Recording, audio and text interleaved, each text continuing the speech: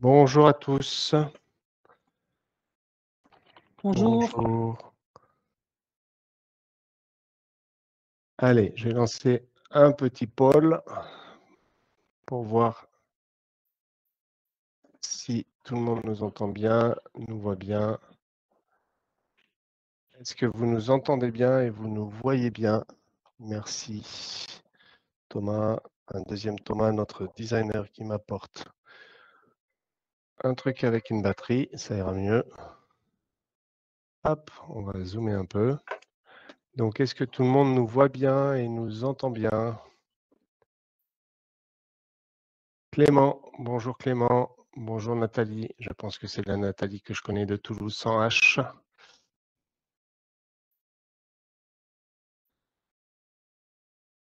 Allez, on se donne 2-3 petites minutes.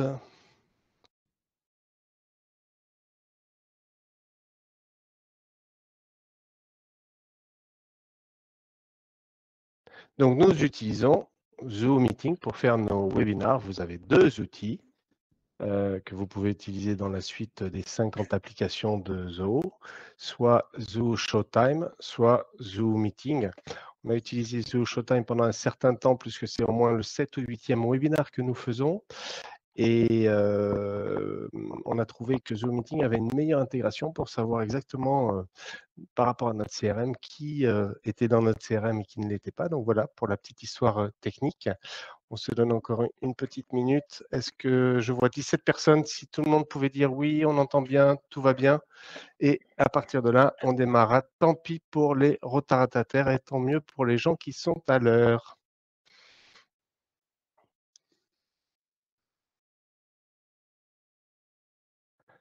Allez, une réponse supplémentaire. Mathieu, je pense que c'est Mathieu, le professionnel du SaaS dans le domaine de l'hôtellerie qu'on a ici. Allez, les retours semblent bons. Eh bien, merci à tous d'être avec nous. Aujourd'hui, j'ai le grand plaisir d'inaugurer une nouvelle stratégie pour Mobix qui est de travailler avec des experts partenaires dans leur système, dans leur environnement. Et nous avons la chance d'être accompagnés de Thibaut Bourgon, qui est le patron de Digital Effervescence. Il se présentera un petit peu plus tard. Donc, je vais passer la deuxième slide qui est ici. Donc, aujourd'hui, nous allons parler de CRM et de Google Ads. Et en effet, il y a une intégration native de Google Ads avec Zoho CRM et on va voir tous les intérêts de cette intégration durant ce webinaire d'une petite heure. Petit rappel, pour ceux qui ne nous connaissent pas, Mobix, nous sommes une société qui a été créée il y a 11 ans, on fait 40% de notre chiffre d'affaires à l'international et nous comptons non pas 15 mais 16 collaborateurs puisque nous recrutons beaucoup en ce moment et je n'ai pas eu le temps de mettre les slides à jour. Pour ceux qui nous connaissent depuis longtemps, ils nous ont vu évoluer, je pense à Nathalie notamment. Aujourd'hui, nous avons été certifiés il y a 15 jours. Premium Partner, ça veut dire que nous sommes désormais dans le cercle très fermé des 40 plus gros intégrateurs de Zoho au monde. Et ça, c'est une vraie satisfaction. C'est aussi le résultat d'un travail acharné avec Ramona et François qui sont désormais associés du cabinet Mobix. Et pour ça, on doit passer un certain nombre d'étapes, vous vous en doutez, pour être dans ce cercle fermé des 40 partenaires les plus importants de Zoho au monde, dont celui d'avoir des certifications Zoho. Donc, on le sait, hein, Zoho, c'est une suite vaste de 50 outils. Et donc, on identifie les outils les plus demandés sur le marché et on se certifie. Ce sont des certifications qui font suite à des formations qui sont achetées auprès de Zoho. Il ne faut pas se leurrer et on est certifié. Donc, tous nos consultants, aujourd'hui, j'ai le plaisir de vous annoncer que tous nos consultants sont certifiés sur des applications Zoho. Et ça, c'est très important pour la qualité de nos prestations. On a aussi des modules, on investit beaucoup dans des modules vidéo de formation. Donc, on a près de 35 modules de vidéo formation qui sont disponibles, dont un lié à Google Ads pour ceux qui souhaiteraient être accompagnés. Et enfin, Mobix est depuis 3 ans certifié Datadox. Ça veut dire qu'on peut vous faire bénéficier des budgets auxquels vous avez droit dans le cadre de nos accompagnements. Et ça jusqu'à la fin de l'année, puisque l'an prochain, la norme Datadox, la certification va être changée par Calliope, sur laquelle nous avons investi beaucoup, beaucoup de temps et d'argent pour toujours vous accompagner au mieux dans les meilleures conditions. On compte désormais 150 clients actifs au dernier recensement dans notre CRM. À propos de vos animateurs, alors je vais laisser la parole à Thibaut parce que c'est quand même mieux de laisser la parole à nos invités. Je vais laisser Thibaut se présenter en quelques minutes. Merci Thomas, bonjour à tous. Je suis très heureux d'être là. D'abord, je tiens à te remercier aussi Thomas de m'avoir proposé de co-animer ce webinaire. Pour me présenter rapidement, donc dirigeant de Digital Effervescence, une société qui est spécialisée dans l'accélération des ventes et la transformation digitale, donc principalement pour des PME, société qui existe depuis environ 8 ans, travaille sur 3 grands axes, tout ce qui est définition de l'offre et de l'expérience client, tout ce qui est accélération des ventes par le biais de la stratégie digitale, et puis tout ce qui est lié à l'organisation commerciale au marketing qui va décliner suite à la mise en place de ces stratégies digitales. Nous aussi, on est certifié au niveau de Google en tant que Google Partner. On a un certain nombre de membres de notre équipe qui ont des certifs en search, en YouTube, en analytique, dont je fais partie. Voilà, je pense que j'ai fait le tour de ce qui pouvait intéresser nos auditeurs, Thomas. Et je vais compléter cette présentation, si tu me le permets Thibaut, en Bien disant sûr. qu'en effet, on réalise de plus en plus que le digital est un vaste domaine au même titre que la médecine et on souhaite se faire accompagner chez Mobix par des gens qui sont très, très pointus dans leur domaine. Donc, Thibaut inaugure ce premier webinaire et ce premier partenariat, mais je suis en train aussi d'avoir des échanges et des discussions de partenariat avec d'autres cœurs de métier, en particulier les avocats pour tout ce qui concerne le RGPD, parce qu'à un moment, on pose à Mobix des questions qui ne sont pas du domaine de Zoho, mais qui sont vraiment du domaine du droit. Et donc, on va s'associer avec un certain nombre d'avocats pour répondre à ces questions-là. Et aussi, au même titre, on va s'associer. On est en train de mettre en place un partenariat avec le cabinet Noyer à Toulouse, qui va nous accompagner aussi sur les éléments d'expertise comptable, puisque le cabinet Noyer est un expert comptable. Donc voilà, suivez notre actualité. On devient de plus en plus important au niveau mondial et donc on va faire de plus en plus de webinaires pour vous apporter le plus de valeur ajoutée possible. En ce qui me concerne, je pense qu'il y a pas mal de nos auditeurs qui me connaissent. Moi, ma spécialité, c'est le business développement. Je suis le fondateur de la société Mobix et nous avons été accompagnés par Ramona et François, que certains d'entre vous connaissent, puisque aujourd'hui, Mobix est dirigé par 3 personnes. Je ne vais pas passer plus de temps sur mon CV. Ce n'est pas ce qu'il y a de plus important aujourd'hui. Donc, on rentre dans le vif du sujet. Et avant de commencer de parler de Google Ads et de la CRM, je crois que ça vaut le coup parce que vous avez probablement des compréhensions, des niveaux, des utilisations différentes. Et j'aimerais vous poser une première question à laquelle j'aimerais que vous répondiez dans le chat. C'est d'après vous, si vous deviez donner une définition d'une application CRM, qu'est-ce qu'une application CRM de votre point de vue, de votre perspective?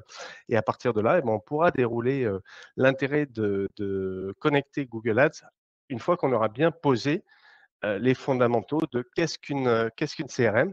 Donc, à vos claviers et j'attends vos réponses dans le chat. Je vous donne une petite minute pour ça.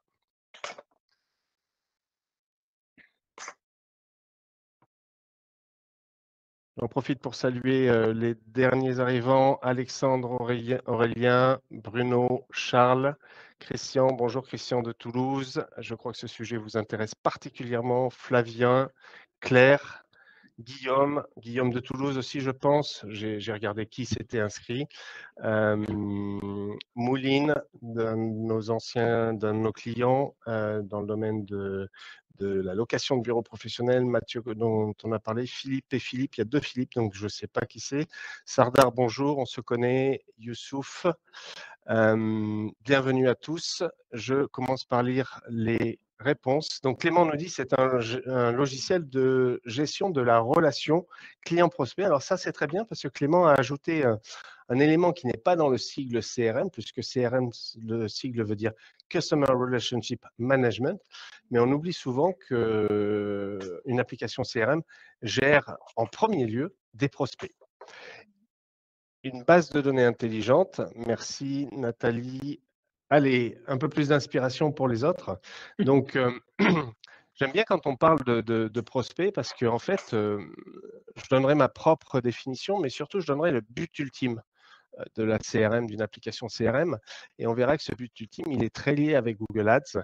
Donc, j'ai d'autres éléments. Gestion de la base de données client dans un but dynamique. Merci, Sardar. Technologie permettant de gérer toutes les relations et interactions d'une entreprise avec ses clients. Exact, Mouline. L'application CRM permet la centralisation d'une base de données de toutes les interactions. Merci, Flavien. Donc, si je On voit devais qu'il y a, répondre… si je peux Oui, me permettre, Thomas, on voit qu'il y a quand même un certain nombre de personnes qui sont assez sensibilisées au sujet et qui c'est sont des gens exact. qui sont déjà en interaction avec toi, je pense. C'est exact. Alors oui, en effet, mais je vois aussi que les réponses sont très techniques et moi, j'aimerais qu'on oublie toute la technique et qu'on se pose la question, simple: à quoi ça sert? Pourquoi est-ce que, certains de nos clients investissent dans un outil de CRM? À quoi ça sert concrètement? Dans la perspective du dirigeant de l'entreprise, dans la perspective du directeur commercial, d'après vous? Allez Thibaut, c'est quoi ta définition? C'est quoi une Ah bah, pour application moi, CRM? c'est, l'outil qui va nous permettre de faire du business, justement. C'est l'outil qui va nous permettre, d'agréger l'ensemble des interactions qu'on peut avoir, de les classer, d'automatiser certaines actions derrière pour pouvoir suivre un plus grand nombre de personnes et de manière plus précise, je dirais, d'un point de vue commercial. Ouais, Un levier de scalabilité commerciale. exactement, c'est J'ai c'est pas révisé, c'est hein. c'est ça et on j'ai tu reçu mes petits clics te disant comment il fallait répondre. Je crois que c'est C'est ça. ça. Si on oublie tout, une application CRM sert à rentrer plus de prospects, à mieux les connaître, à accélérer le cycle de vente pour, de façon ultime, transformer ses prospects en clients.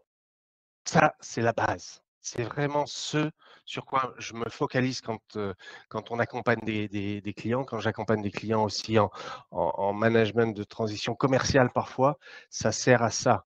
Effectivement, c'est de la technologie, c'est des bases de données, et cetera, mais ça sert avant tout à ça. Et une fois qu'on a gagné ses clients, ce qu'on cherche à faire, et c'est un peu en dehors du sujet d'aujourd'hui, parce que le sujet d'aujourd'hui, c'est vraiment la première partie. Une fois qu'on a gagné ses clients, c'est de bien les connaître et de faire un match parfait, toujours entre leurs besoins potentiels et votre offre. Et de les fidéliser, parce qu'il se dit en commerce, et moi je l'ai appris il y a 25 ans de ça à l'école, en école de commerce, c'est 10 fois plus facile de faire du business avec un client existant qu'avec quelqu'un qui est dans une base de données. Donc si on le réduit à l'état de la technologie de la base de données, on rate l'essentiel de mon point de vue. Qu'est-ce que vous en pensez autour de la table? Qu'est-ce qu'en pense Nathalie qui utilise Zoho CRM depuis maintenant 4 ou 5 ans? Mathieu aussi. Guillaume, que je sais un fort utilisateur avec une belle configuration. Qu'est-ce que vous pensez quand on oublie le tout et quand on reste vraiment au pourquoi? Faciliter le management des données. Je vous laisse une petite minute. Si je peux me permettre aussi, je Mmh, pense qu'il y a un vrai, intérêt en termes de gestion énergétique. C'est-à-dire que le fait, comme on dit, trust the process, c'est, une fois que c'est bien organisé, bien installé, ça nous permet de rester confiants sur le fait que les gens sont on loupe pas de prospects, on respecte bien les étapes, qu'on a un historique de ce qui s'est passé avec, lors de toutes nos interactions et ça, je pense que c'est vraiment aussi important dans un monde comme aujourd'hui où tout va plus vite, il y a toujours de plus en plus de leads, de plus en plus de demandes et on est tous satellisés, quoi. oui, et je pense que ça fait un lien très fort avec la logique d'acquisition dont tu vas parler tout à l'heure, Thibaut. Mmh. Et je vais parler d'une logique d'acquisition un peu différente. Comme vous le savez, pour certains d'entre vous, j'habite à Toulouse. L'autre jour, je me prenais dans la rue Alsace-Lorraine, qui est la grande rue piétonne de Toulouse. Il y avait là une magnifique, alors c'était il y a un mois et demi de ça, il y avait une magnifique devanture d'une agence immobilière où en fait, ils présentaient des biens et il y avait un écran tactile sur lequel on pouvait rentrer ses coordonnées. Il se trouve que j'ai une volonté je cherche un bien sur Toulouse. J'ai rentré mes coordonnées. Donc, en gros, il y a eu un effort important d'acquisition, hein, parce que ces écrans tactiles, ces photos, la mise en place, tout ce qui est les artisans qui ont dû poser tout ce matériel, etc., plus le coût du système, il y a eu un effort d'acquisition et j'attends toujours qu'on me recontacte. J'attends toujours qu'on me recontacte. Et en fait, un des sujets, c'est ce que tu dis et c'est ça qui m'y a fait penser, Thibaut, à la volée, c'est mettre en place des stratégies d'acquisition, de communication et ne pas les suivre commercialement. C'est ce que j'appelle, et j'ai écrit un blog il y a 3 ou 4 ans, je vous invite à aller sur notre blog, ce que j'appelle le syndrome de la bouteille à la mer. C'est-à-dire, on jette de l'argent, on jette une bouteille et on espère que le commerce va la récupérer. Et je crois qu'un des enjeux aujourd'hui dans le thème des campagnes Google Ads avec Zoo CRM, c'est de se dire comment est-ce qu'on optimise l'argent qui est dépensé avec Google Ads, on suit bien les clients et on s'assure d'avoir une très bonne connaissance de ses clients pour à la fois aussi optimiser tout ce qui est mots-clés, champs sémantiques, etc., sur lesquels Thibaut va un peu nous parler. Donc, je crois que cette logique d'optimisation de l'acquisition jusqu'à la vente est très importante et elle est parfois oubliée et négligée quand il y a des équipes marketing et vente. Ouais, tout à fait. Elle est même, stratégique. Nous, on a très régulièrement des demandes entrantes qui sont, pour les aider à développer leur business, grâce à des strates digitales et souvent, les premières demandes, c'est: «OK, on a besoin de plus de visibilité, il faut travailler, des campagnes d'acquisition payantes comme, de l'AdWords ou, même Facebook Ads ou Instagram ou des fois du référencement naturel» et quand on rentre un petit peu dans le détail, on se rend compte que souvent, il y a des processus de génération de leads qui sont déjà relativement assez avancés et où en fait, on a des leads qui sont entre guillemets «mal traités» derrière, quoi et il est clair que l'enjeu du mode de traitement du lead et d'amener de la cohérence entre la manière dont on génère ces contacts, c'est-à-dire la manière, tout dispositif d'acquisition dont tu parlais et la manière dont on va les traiter, il faut qu'il y ait une cohérence et un fil conducteur derrière, qui soit du même niveau parce que sinon, c'est un coup d'épée dans l'eau, hein, presque, hein et il y a beaucoup, beaucoup de problèmes de ROI sur les campagnes qui sont bien souvent liés au mode de traitement, quoi, voilà. Mais en fonction de la manière dont on travaille, on regarde pas tous à cet endroit-là non plus et c'est ça qui est intéressant avec, Zoho CRM et Google Ads, c'est la capacité à aller on va en parler plus tard, je ne vais pas tout dévoiler, mais à aller, jusqu'à l'euro investi et l'euro du retour sur investissement, quoi. Allez, on parle d'euros, on parle de Google Ads. Je lance un petit questionnaire. Combien consacrez-vous de budget à Google Ads? Parce qu'en effet, Google Ads Intéressant. peut coûter cher, voire très très cher. Mais si Google Ads rapporte, moi j'ai un copain entrepreneur à Paris qui a une très très belle boîte qui dépense plus de 10 000 euros par mois dans du SIA. Et il y a 2-3 ans, quand il m'avait dit ça me semblait énormissime. Alors maintenant qu'on a grossi, nous on dépense aussi de plus en plus d'argent avec nos amis Google, Facebook et YouTube. Mais il disait, mais moi ça m'est égal parce que quand je mets 1 euro, ça me rapporte 10. Donc plus je peux mettre 2 fois 1 euro et plus j'ai mon système de production qui peut encaisser la charge et plus je me développe. Donc, combien dépensez-vous? Donc, entre 0 et 0 euros, c'est-à-dire vous ne faites pas de Google Ads, entre 1 et 500 euros, 500 à 1000 euros, 1000 à 2000 euros, 2000 euros et plus. Je vous laisse répondre et je passe la parole à Thibaut pour la première slide du vif du sujet. Merci, Thomas. Effectivement, avant de rentrer vraiment dans le sujet, j'aimerais rebondir aussi sur ce que tu viens de dire sur les enjeux de ROI.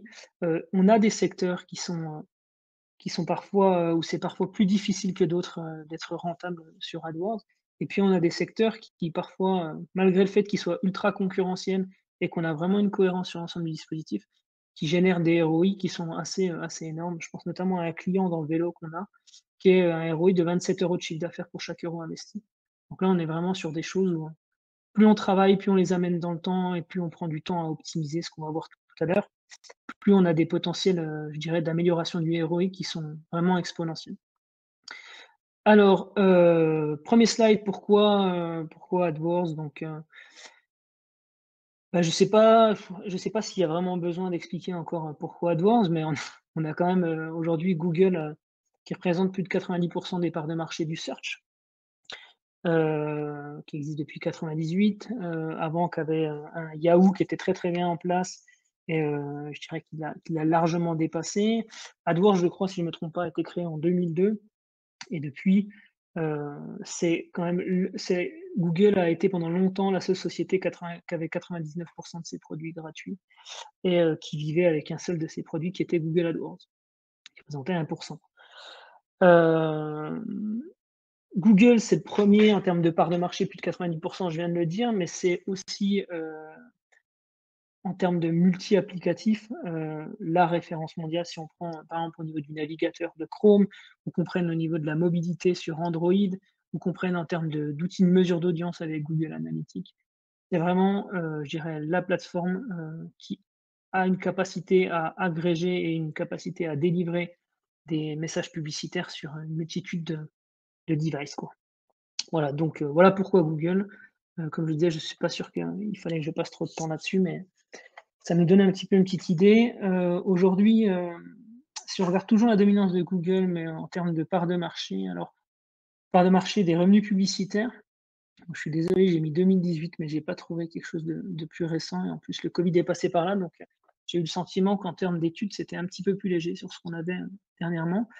2018, bon, je pense pas que ça ait changé beaucoup en termes d'ordre, peut-être en termes de volume, des parts de marché un petit peu, mais je pense que Google reste de toute manière, à la tête de tout le marché, de la publicité mondiale. Aujourd'hui, plus de 30.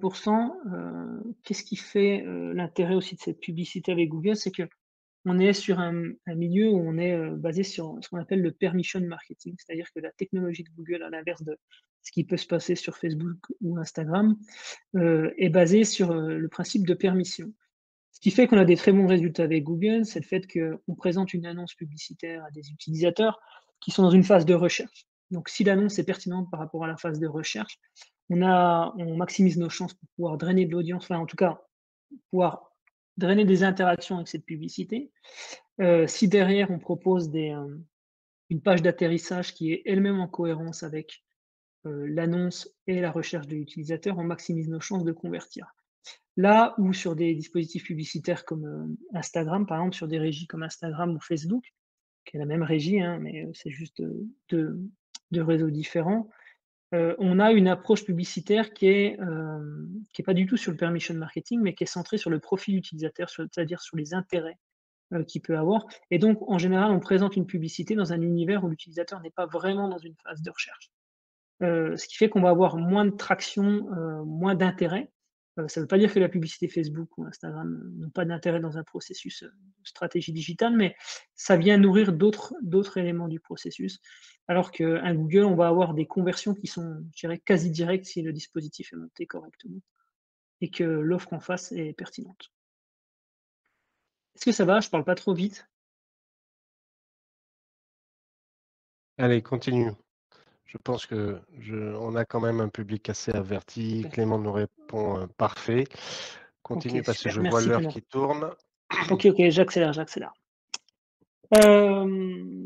Donc encore autre chose qui est intéressant avec Google et qui se déploie vraiment, c'est, la diversité du réseau dans laquelle on peut diffuser nos publicités, du réseau et des formats.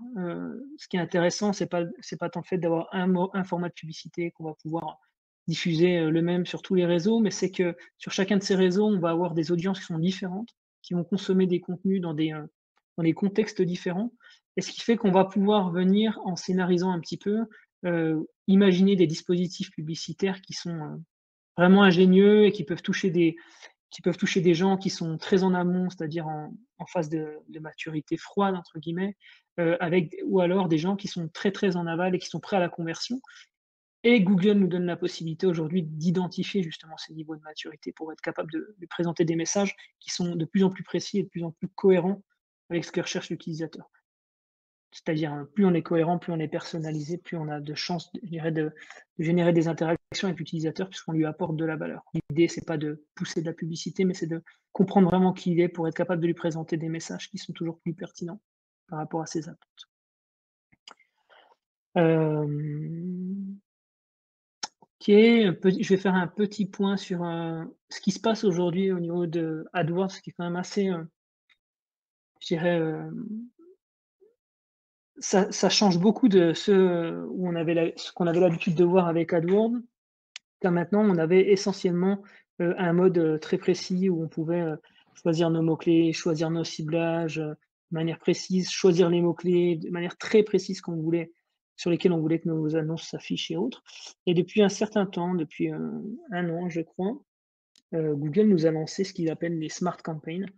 Donc ils s'opposent au mode expert. Ces smart campaigns rendent les choses plus accessibles pour tout le monde parce qu'elles nous permettent de choisir des publicités en fonction de 3 grands objectifs, d'avoir un process de continuité sur lequel on est capable de monter des annonces facilement, de juste choisir nos mots-clés et puis ensuite on laisse, tout le machine learning de Google faire son job, pour être capable de nous amener des performances.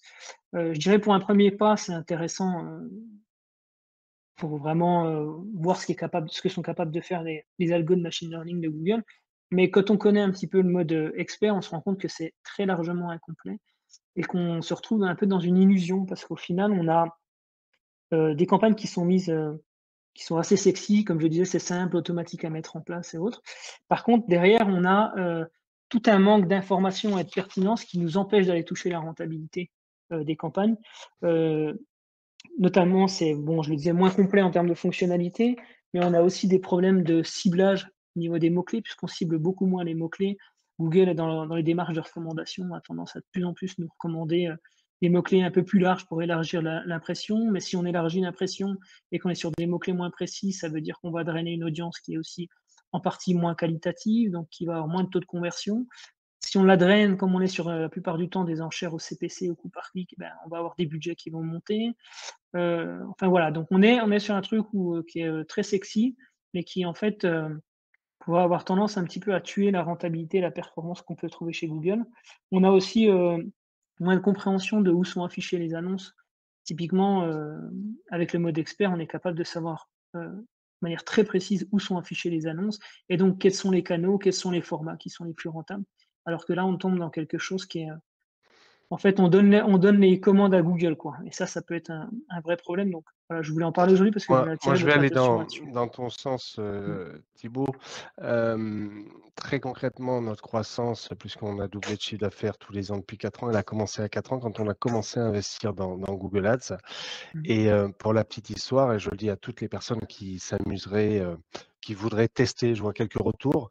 On l'avait fait en interne, alors on n'était pas beaucoup à l'époque, on était 5 ou 6, mais bon, on n'était clairement pas des professionnels. Et à un moment, un vendredi, on fait un test et puis on le laisse ouvert jusqu'au lundi. Et on n'avait pas fait attention, on avait une recherche très large, je ne vais pas rentrer dans le détail. Et en fait, on a eu 600 € de coûts qui ont été faites sur la base d'un test parce qu'on maîtrisait très clairement pas la machine. Donc on est un petit peu loin de ce que veut illustrer ici Thibaut, mais mon message ici à tous les entrepreneurs, les directeurs commerciaux, Google Ads, c'est un métier et nous, on l'a délégué, ce métier, depuis 4 ans. Certains d'entre nous nous ont demandé des recommandations et donc on avait donné une recommandation d'une personne qui travaillait avec nous, mais maintenant c'est Thibaut qui s'occupe de ça pour nous. Donc, on le délègue parce que c'est un métier et on peut vite faire des bêtises, on peut avoir vite des illusions en fait sur les résultats parce qu'en fait, il faut savoir ce qu'on fait. Et en revanche, quand on a trouvé la bonne personne il y a environ 3 ans et demi, quand on a arrêté de bricoler nous-mêmes, ben, cette personne nous a posé des questions très précises qui nous ont permis d'affiner nos avatars, qui nous ont permis d'affiner notre stratégie parce qu'en fait, il faut que Google Ads soit très représentatif de votre stratégie, ce que j'appelle le binôme de vos marchés et de votre offre. Et ça, c'est un excellent exercice quand il est fait par un professionnel parce que ça va vous amener à bien structurer et c'est presque un point d'entrée de configuration de CRM. C'est-à-dire que à toutes les questions clés qu'on va vous poser sur la géographie, la typologie de vos clients, ben, tout ça, on doit le retrouver dans la CRM parce que le plus vous allez tracer de données de ce type-là dans la CRM, et plus vous allez affiner vos avatars, ce qu'on appelle les persona buyers aussi, de façon à toujours avoir une offre le plus proche possible de vos segments. Alors parfois, il peut y avoir plusieurs offres, plutôt plusieurs segments. Il y a des clients de Mobix ici autour de la table qui font à la fois du B2B, du B2C. Donc, il faut affiner tout ça. Et l'exercice de travailler le Google Ads avec un professionnel, c'est que le professionnel va vous challenger pour verbaliser exactement à qui vous vous adressez, quelle est votre offre, de façon à ce que le professionnel puisse mettre en place ce qui s'appelle le cocon sémantique, tout ce qui est autour des campagnes de façon à ce que ça soit très précis. Et ça m'a semblé un très bon exercice. Et ce qui m'amène donc à passer sur la suite, c'est la logique du suivi de la performance avec Google Ads. Parce que c'est ça dont on va parler maintenant.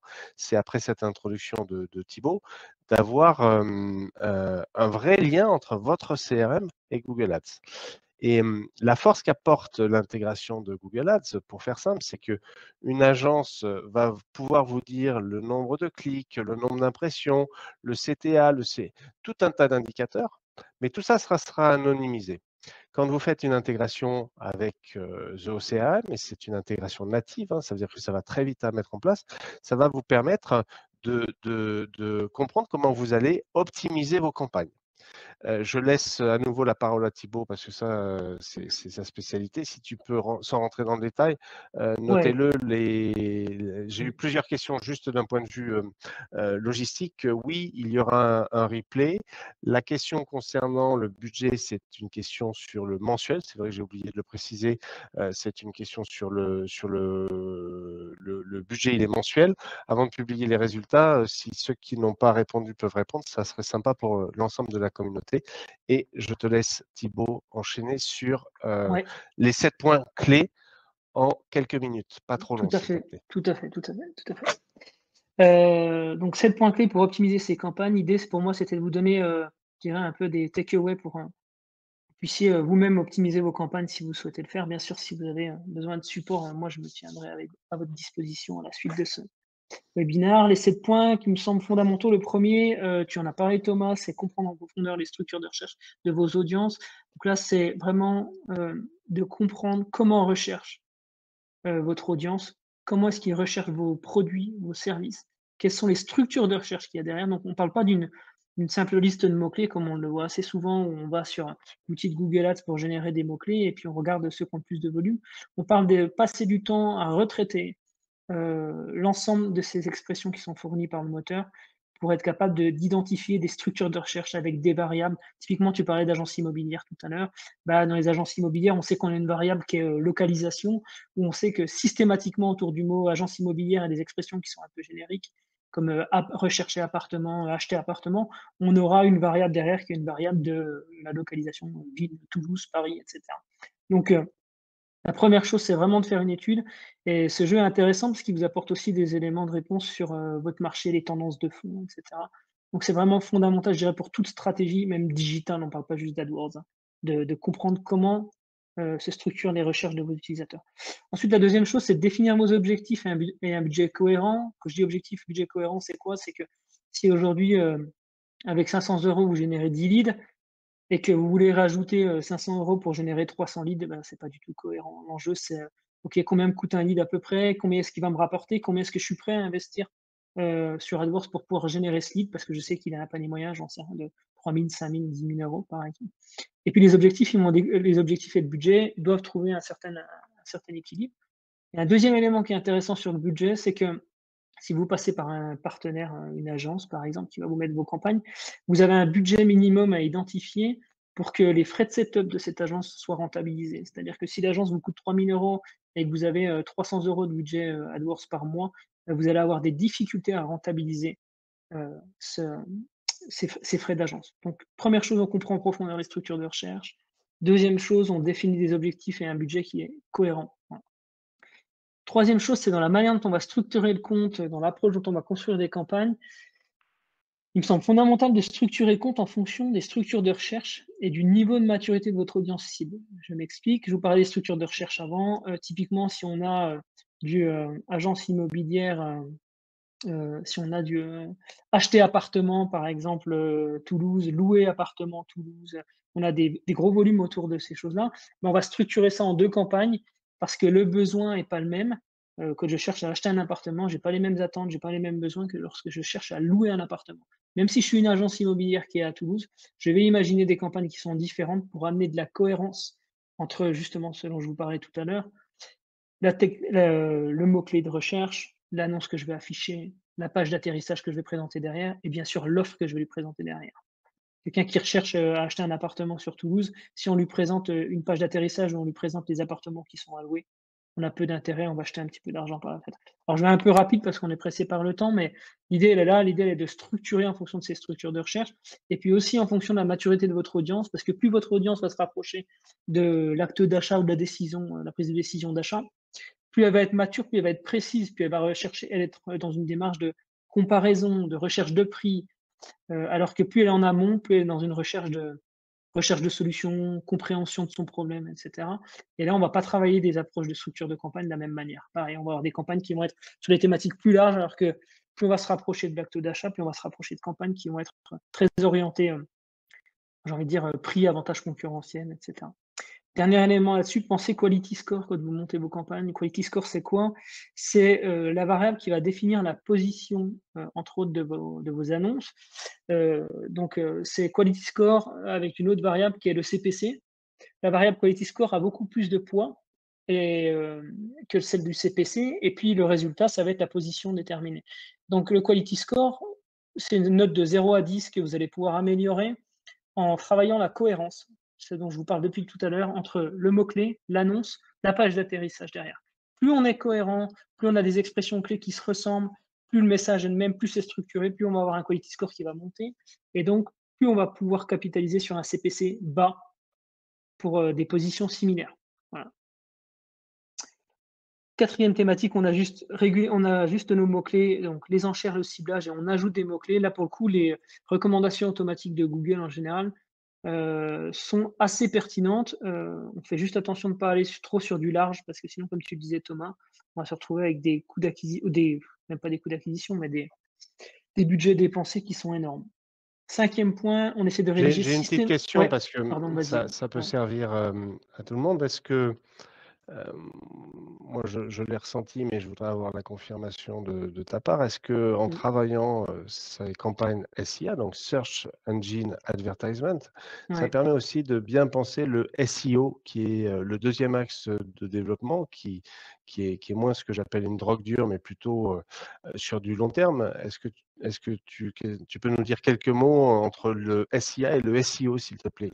Complètement. Alors complètement, on n'a pas un impact direct, c'est-à-dire que le moteur, il y a beaucoup de croyances, enfin il y avait beaucoup de croyances, j'entends moins maintenant, mais sur le fait que lorsqu'on fait du SIA, on va avoir des meilleures positions en SEO. Il n'y a pas de lien direct, c'est-à-dire que c'est pas Google qui vous déclenche des meilleures positions en SEO parce que vous faites de l'AdWords. En revanche, les conditions pour justement, booster ce quality score, sont conditionnées notamment au niveau des landing pages par une structure SEO qui est optimum. Plus on a une structure SEO qui est optimum, quand je parle de structure, je parle de structuration des pages, de densité des mots-clés, de pertinence du contenu, notamment avec tout ce qu'on appelle les corps vitales web. Dernièrement, c'est tout est rapidité d'interface et autres. Plus on va respecter ces critères-là, plus on va avoir un quality score qui va monter. Donc effectivement, le travail du SEO va bénéficier au SEA. Notamment aussi tout le travail au niveau de autour de la sémantique. Et puis d'un point de vue un peu plus macro, souvent on utilise le SEA pour accélérer les performances en attendant que le SEO prenne le relais. Donc c'est une strate qui se fait assez régulièrement quand on lance un projet digital, de travailler avec des budgets publicitaires au départ, le temps que le travail SEO prenne le relais, parce qu'on n'a pas de résultat entre 3 et 6 mois. Il faut attendre 3 à 6 mois quand on commence un travail SEO un peu approfondi avant d'avoir des résultats. Est-ce que ça répond à ta question, Thomas? Complètement. Complètement, OK. Je continue, rapidement, puis je répondrai à des questions Rapidement, cher éventuellement ami, après. Ouais, rapidement. ouais. Donc je vous ai rédigé plusieurs annonces percutantes. C'est fondamental sur chaque campagne de faire plusieurs annonces. Ça vous permet de les tester, vous les laissez tourner pendant 3 semaines, puis ensuite celles qui sont les plus pertinentes, vous pouvez les désactiver. 6e point, on optimise la landing page, donc ça j'en ai parlé. Plus la landing page est pertinente, plus on va avoir un quality score qui va monter. On n'hésite pas à travailler sur tout ce qui est le travail de A/B testing pour booster le taux de conversion de cette landing page. Parce il est très facile de drainer beaucoup d'audience sur les landing pages, mais quand il s'agit de convertir, c'est un autre sujet. Et puis la dernière chose, c'est on pilote de près la campagne. Plus on est près du lancement, plus on pilote régulièrement. Au début, quasiment toutes les heures. Ça dépend du budget aussi, mais au début, toutes les heures, puis tous les jours, puis toutes les semaines. Voilà, J'en 7 points profite rapidement. pour Mmh. partager avec toi, parce qu'on est au cœur du sujet, hein, de l'argent Mmh. investi sur le résultat du pôle que je vais publier maintenant. Hop, ça vient d'être publié. Donc, 6 personnes n'investissent pas encore dans Google Ads, mais j'imagine que il y a 6 personnes qui sont ici et qui envisagent de passer à l'acte. 3 personnes de 1 à 500 euros. Peut-être tu nous diras, si on a le temps à la fin, est-ce qu'on peut investir peu sur Google Ads, ou est-ce que quelque part c'est investir rien au final? Tu reviendras Mmh. là-dessus. Ouais, On a une personne qui dit de 1 000 à 2 000, et on a 5 personnes 2 000 euros et plus. Et sur ces 5 personnes-là, je pense que ce qu'on va voir dans vraiment l'intégration CRM et Google Ads, ça fait du sens, parce que optimiser de 25% ces 2 000 euros, ben, c'est tout de suite 250 euros. Donc, non, je dis une bêtise, c'est même 500 euros, 25% de 2 000 euros. Donc, ben, plus on investit, et plus il faut être fin, et plus on se trompe, et plus il y a un décrochage. tout à fait, tout à fait. OK, pour moi, c'est bon, si tu peux passer au slide d'après, si tu veux. Ok, très bien. OK. Comme ça, on rentre, Ben, maintenant, sérieusement dans le vif du on va sujet. voir ben, pourquoi et comment. Alors, on va pas voir le comment, parce que c'est somme toute assez simple, hein. Même Mmh. si vous vouliez le faire, vous n'auriez pas besoin de nous, hein. Il suffit d'aller dans les extensions natives de Google Ads en tant que super admin, hein. C'est pas le but d'ici. Mais surtout, ben, qu'est-ce qu'on cherche à faire? On cherche à mieux gérer euh, l'argent investi. Ça, c'est ce qu'on a dit. Et ce que va vous apporter l'intégration, oups, il y a mes slides qui partent un peu dans tous les sens. Ce que va vous apporter l'intégration, c'est d'être capable de dire que Jacques Martin a investi est rentré dans votre CRM sur la base de telle ou telle campagne. Comme l'a dit tout à l'heure Thibaut, il va y avoir des campagnes avec plusieurs annonces. Je ne vais pas rentrer dans le détail, parce que même moi, comme j'y vais pas souvent, il faut que je m'y remette pour m'en souvenir. Mais surtout, on va être capable de dire, ben, Jacques Martin est rentré avec telle campagne, et si on l'amène jusqu'au bout du bout, et le bout du bout d'une CRM, c'est transformer un prospect en un client. Et comment est-ce qu'on transforme un prospect en un client? C'est en émettant une facture des 1 centime. Donc, quand on va l'amener jusqu'au bout du bout, on va être capable de voir les gens à qui on a fait des factures, leur nom, et surtout le coût de l'acquisition, le coût, le type de campagne avec lesquelles on les a eus, sur le type de mobile, est-ce qu'ils étaient sur un mobile, ou est-ce qu'ils étaient le type de support, est-ce que c'était sur un ordinateur? Si c'est sur mobile, se poser tout un tas de questions. Est-ce que mon site il est parfaitement adapté à du responsive, etc. Donc, on va pouvoir suivre quel prospect vient de quelle campagne. Et donc, on va pouvoir identifier de manière très, très fine les campagnes qui rapportent des clients, et pas juste les campagnes qui rapportent des clics. Et c'est toute la différence, parce qu'en fait, on va être capable de voir que sur certaines campagnes, eh ben, à chaque fois, ce sont des prospects disqualifiés. Peut-être que le mot-clé choisi n'est pas le bon.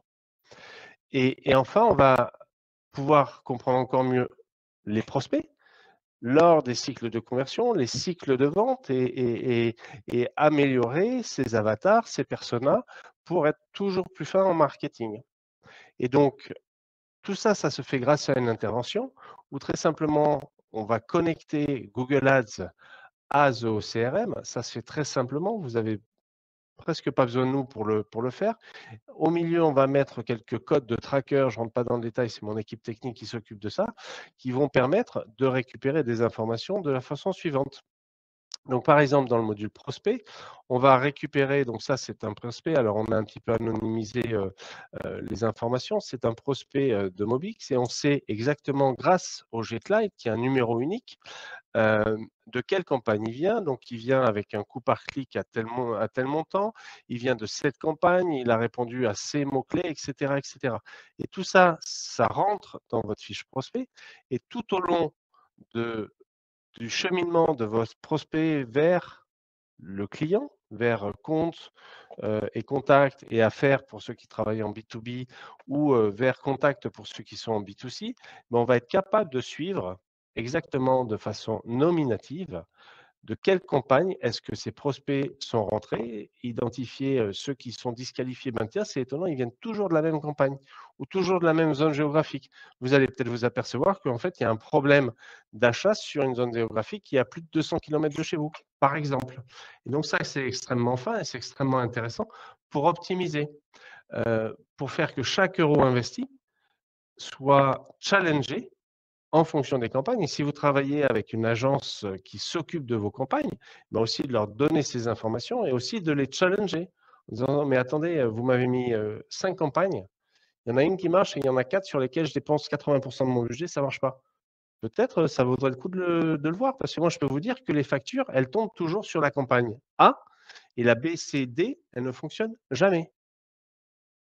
Et quand on suit tout le prospect, après on va convertir, on va aller jusqu'au module affaires et on va être capable d'aller jusqu'au module affaires et de parler, d'être capable de faire un lien entre les affaires et les campagnes initiales. Et donc tout ça, vous l'avez compris, on va pouvoir calculer des retours sur investissement. Puisque pour ceux qui utilisent Zoho depuis longtemps, ou ceux qui utilisent Zoho même dans l'absolu, vous savez qu'à partir du moment où on a de la donnée, on peut manipuler cette donnée pour faire ce qu'on appelle de la BI, de la Business Intelligence, et être capable de peaufiner les chiffres et d'avoir des vraies stratégies, de ne pas piloter à l'aveuglette. Et donc tout ça, ça va se transformer dans des modules qui sont intégrés encore une fois à Zoho CRM, qui vont être capables de dire, ben voilà, sur une campagne donnée, j'ai eu tant d'impressions. Les impressions, c'est les apparitions de votre publicité à l'écran, hein, pour ceux qui ne sont pas très familiers. On a eu tant de clics, on a eu tant de taux de conversion, mais surtout, on va identifier ces 114 personnes-là qui sont des leads.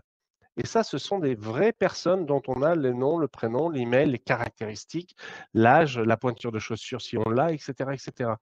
Et on a converti 49 de ces leads. Et on voit que ça a contribué à un certain nombre de deals. Et donc, on a une vraie capacité à avoir un retour sur investissement, y compris à un niveau le plus fin du deal. Donc ça, ce sont des rapports natifs, hein, j'en ai pris quelques-uns. On ne peut pas faire une vraie démo live parce que ça voudrait dire qu'on ouvrirait des systèmes qui sont quand même plutôt confidentiels parce que forcément, on n'a pas des démos qui tournent avec des campagnes Google Ads juste pour faire les démos au prix que cela coûte. Mais ça nous permet ensuite d'aller encore plus loin et d'analyser campagne par campagne, les impressions qui ont été faites, le coût d'acquisition, etc., etc.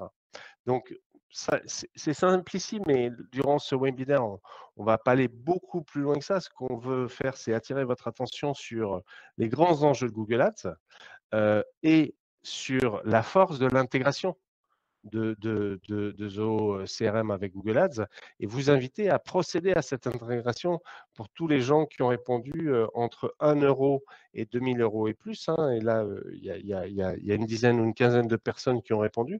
Mais faites cette intégration si elle n'est pas déjà faite. Et après, vous pourrez même identifier vos retours sur investissement qui vont être calculés, l'argent qui est perdu.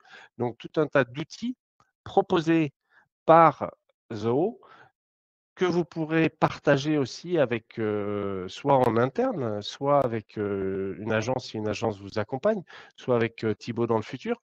Mais vraiment être en mesure de ne plus avoir le résultat classique d'une agence qui fait du Google Ads. Et ben voilà, vous avez eu tant d'impressions, tant de taux de clics et tant de landing page ou d'email reçus dans votre CRM. Donc, je crois que c'est vraiment cette chose qui est simplissime qu'on veut vous amener comme message durant ce webinaire.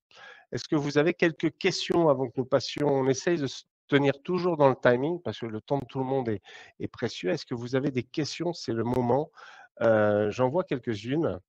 Clément nous dit pour ma part, je n'avais pas l'info. Alors, je ne sais pas, Clément, de quelle info vous parlez. Peut-être vous pouvez préciser.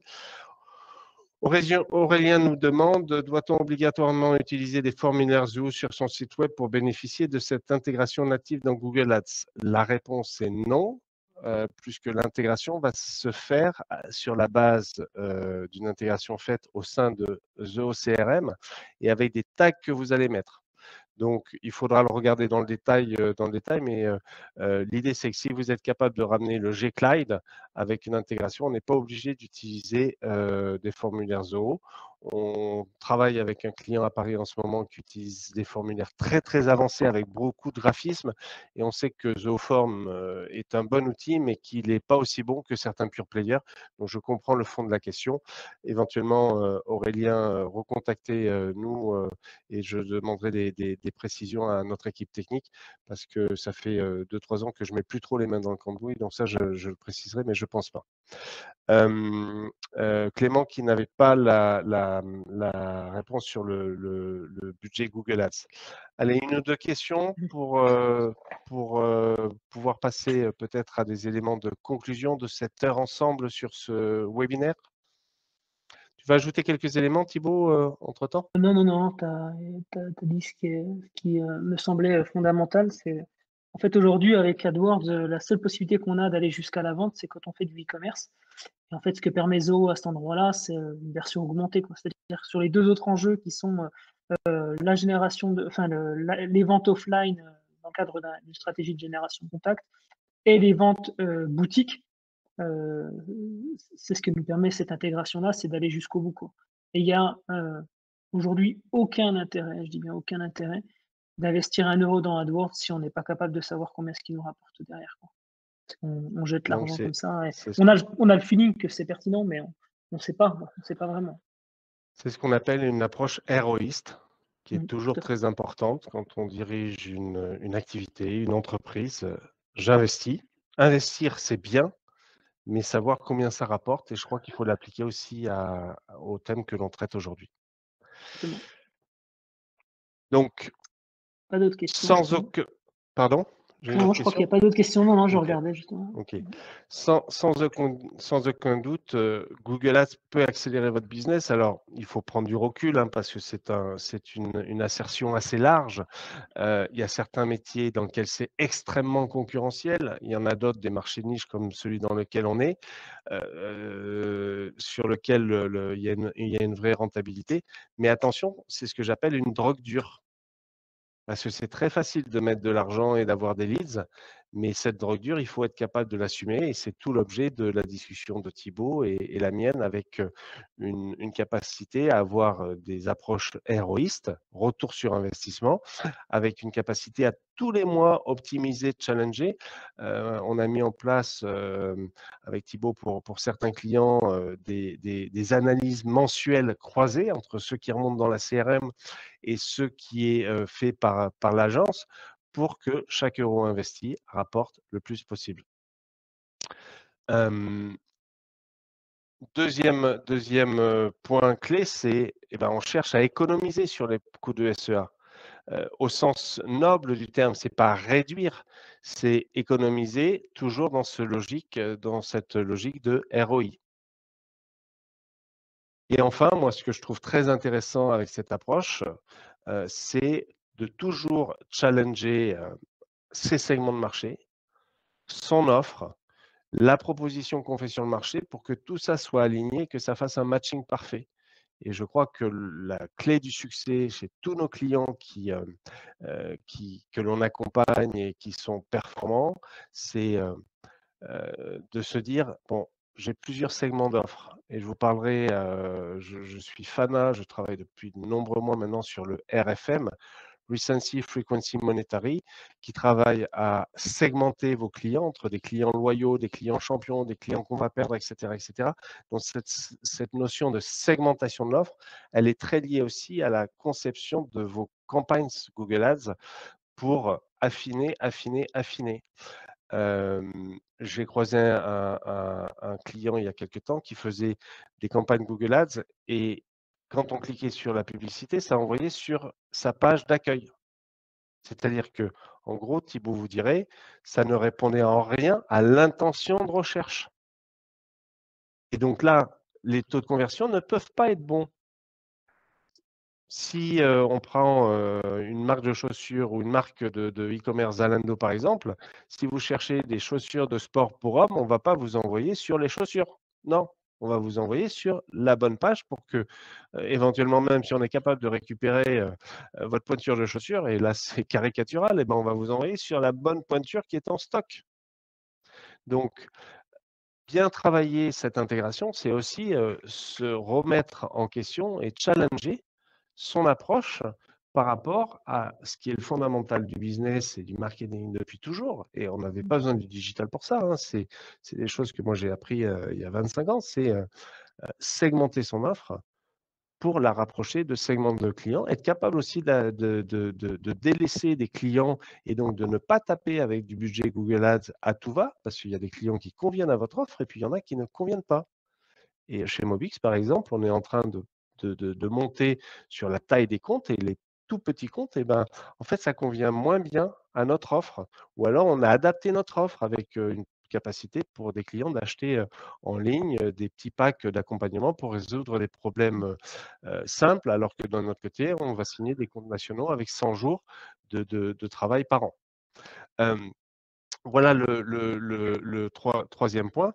Donc, si vous souhaitiez que Mobix vous accompagne sur cette intégration, on peut vous proposer, et on vous l'enverra par ailleurs, un accompagnement sur étagère à 1200 € qui vous permettra, on va faire pour vous l'intégration. La seule chose que vous aurez à faire, c'est de donner des codes qu'on vous fournira à votre webmaster et on vous enverra une vidéo de 30 minutes pour prendre connaissance de tous les outils qui sont fournis à l'intérieur de Zoho. Et enfin, on mettra en place un workshop de 2 heures.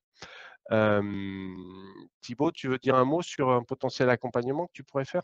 Ouais, tout à fait. Moi, ce que je te disais, tout à l'heure, nous, on a aussi un accompagnement sur de l'audit de compte, Google AdWords qui est à 490 €.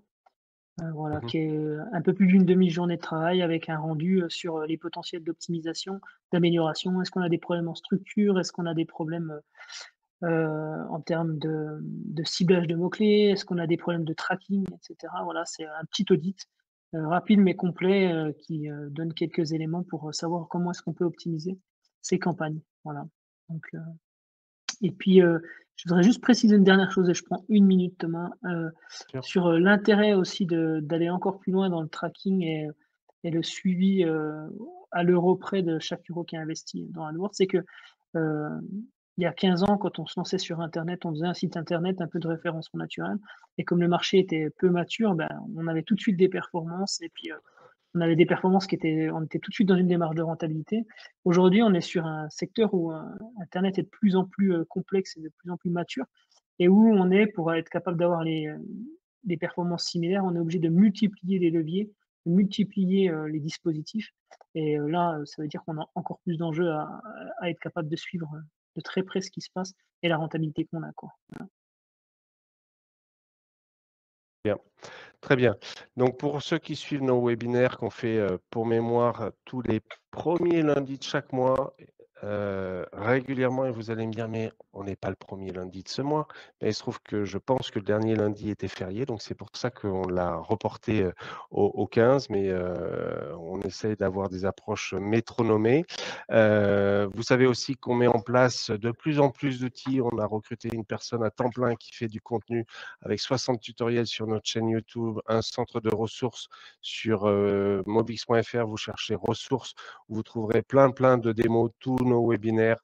On a des programmes de formation en ligne, etc., etc. 9 e-books. Donc, on produit, et ça fait partie des choses auxquelles on s'est engagé auprès de Zoho pour quand on est devenu partenaire. Donc, on produit de plus en plus de contenu à valeur ajoutée. Suivez-nous sur les réseaux sociaux. En titre de conclusion, est-ce que vous avez désormais la conviction que Google Ads pourrait vous aider dans votre business et qu'il faut avoir un suivi par une intégration dans la CRM? À vos claviers pour votre réponse pour la conclusion d'aujourd'hui.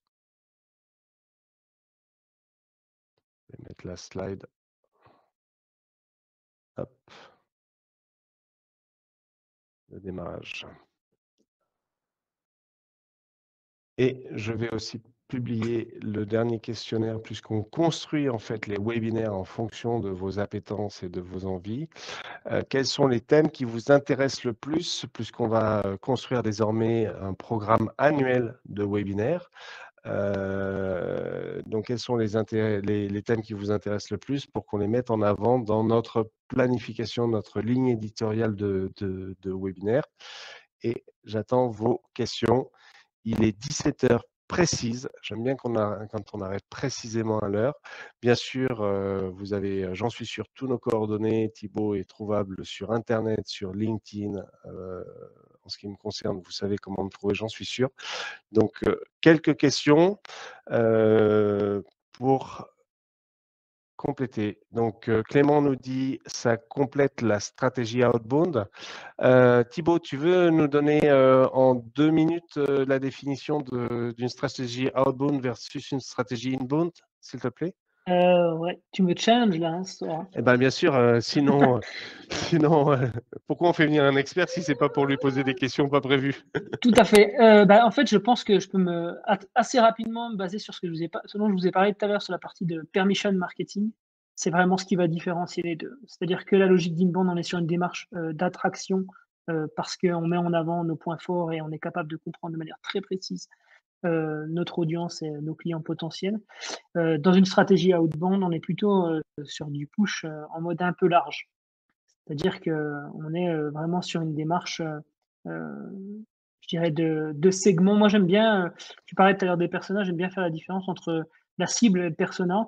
Je pense que dans une stratégie outbound, on est vraiment sur un travail de cible, c'est-à-dire qu'on cherche à toucher quelqu'un, alors que dans le cadre d'un persona, on cherche à comprendre cette personne-là et mettre en avant ce qui est pertinent pour nous chez nous, pour attirer cette personne-là. D'accord. D'autres questions? Moi, j'en ai une Ouais. parce qu'elle m'a été posée par quelqu'un qui a pas pu venir aujourd'hui. La question qu'il m'a posée, je pense elle est commune, c'est quel est d'après toi, Thibaut, le minimum de budget mensuel qu'il faut mettre sur Google Ads pour que ça soit pas de l'argent à la poubelle? Alors peut-être qu'il y a des nuances à apporter selon les secteurs d'activité, mais Ouais. pour le dire différemment, j'ai croisé un prospect il y a 2 ou 3 ans qui mettait 100 ou 200 euros par mois. Ouais. Qu'est-ce que tu penses de ça? Alors, effectivement, il y a une question de secteur. Sur un secteur qui est en faible maturité et où il y a peu d'acteurs, on peut se permettre d'avoir peu de budget parce que la totalité des recherches va quasiment retomber chez nous et on va être le seul acteur à pouvoir répondre. Hem, Par contre, après, il y a la condition de est-ce que vous gérez vos campagnes vous-même ou est-ce que vous les gérez avec une agence? Si vous les gérez avec une agence, c'est ce que je vous disais tout à l'heure, attention parce que vous avez des frais de setup et ces frais de setup, il va falloir les rentabiliser, il faut les compter dedans. Frais de setup et d'optimisation, parce qu'en général, les agences, elles fonctionnent comme ça. On a un budget projet et un budget mensuel d'optimisation. Donc ça, il faut bien l'intégrer dedans. Et ce que je disais tout à l'heure, si on a un budget de 3 000 € de setup et qu'on a 500 € de budget mensuel d'optimisation, et à 500 € par mois, on va avoir beaucoup de mal de rentabiliser ces actions-là, à part si on a des taux de marge qui sont monstrueux, mais en général, on aura des difficultés. Nous, en général, sur des budgets à peu près similaires, on recommande à nos clients d'investir au moins 1 500 € par mois pour pouvoir toucher une bonne rentabilité, parce que sinon ils seront déçus. Après, ce qui fonctionne bien aussi, c'est, de définir un budget sur 6 mois, de se donner un objectif sur 6 mois, donc de voir le budget peut-être un petit peu plus gros et puis de dire: «Bah, OK, au bout de 6 mois, quel est le niveau de rentabilité qu'on a? Quel est mon coût d'acquisition moyen?» Puis en fonction de ce coût d'acquisition et du niveau de maturité ou d'optimisation du compte qu'on avait, on est capable de dire: «Bah, OK, j'ai un coût d'acquisition de 30 €, si je veux, 100 clients, il faut potentiellement que je mette 3 000 €. 100 leads, pardon, il faut potentiellement que je mette, 3 000 €», voilà. Et de fonctionner comme ça en mode, sur 6 mois le 1er test projet, de définir le budget et puis de dire au bout de 6 mois: «Maintenant j'ai des données, je peux affiner ma strat et mon budget pour savoir, en fonction de mes objectifs combien, il faut que j'investisse, quoi». Très bien, merci. Allez, pour les derniers qui n'auraient pas répondu, quel thème vous intéresse pour le prochain webinaire? Je pense que Thibaut, tu vas être content parce que celui qui ressort, c'est Marketing Zoo. On voit que Zoo est en train d'avancer très fort avec Marketing Automations. Donc, on avait envisagé de le mettre au calendrier. On va le pousser. Je vais publier les résultats. Alors, j'arrive pas à voir tout ce qui est écrit sur mon interface parce que c'est mon équipe qui l'a mis en place. Juste derrière, les applications de productivité, très intéressant. et les applications de vente. Et là, j'arrive pas à lire. Là, il y a quelqu'un qui a voté application de vente Zoho. Je n'arrive pas bien à le lire sur mon interface, malheureusement. Ouais. Je ne sais pas si toi, Thibaut, tu peux le lire. De toute Non, manière, on j'arrive va le. pas à voir justement, Ouais, je regarde. les phrases sont trop longues. Les phrases sont trop longues, c'est pas grave, on va le traiter. N'oubliez pas, vous pouvez aller sur mobix.fr, la partie ressources en ligne. Je crois d'ailleurs que j'avais ici tout un tas de choses. La partie ressources en ligne, sur notre chaîne YouTube, on a déplacé 5000 vues sur l'une de nos vidéos la semaine dernière. Donc, on est en train vraiment en francophonie de s'établir comme l'incontournable sur le marché de Zoho. Merci à tous d'avoir participé. N'hésitez pas à rebondir sur LinkedIn, sur les invitations si vous avez été content de tout ça. Et n'hésitez pas à revenir vers nous si vous avez des questions et que vous avez été timide et que vous n'avez pas ou pu les poser ou pas eu le temps et qu'elles vous reviennent après. À très bientôt. Merci à tous. Prochain rendez-vous, suivez l'actualité. Premier lundi de décembre. Si Thibaut, tu peux m'aider sur la date. Je crois que c'est le 2 décembre de mémoire. Et j'ai même oublié le thème parce que aujourd'hui j'ai une personne au marketing et j'arrive plus à suivre le thème, mais je suis sûr que vous le 6 décembre. verrez le 6 décembre. Ouais, premier lundi, 6 Merci décembre. à tous et Merci Thomas. bonne continuation. Merci Thibaut de Ouais, m'avoir accompagné dans la préparation de merci tout à ça. toi. Bonne continuation et bon business avec Zoho. À très Merci à vite. tous. J'espère que ça vous a plu. Au revoir.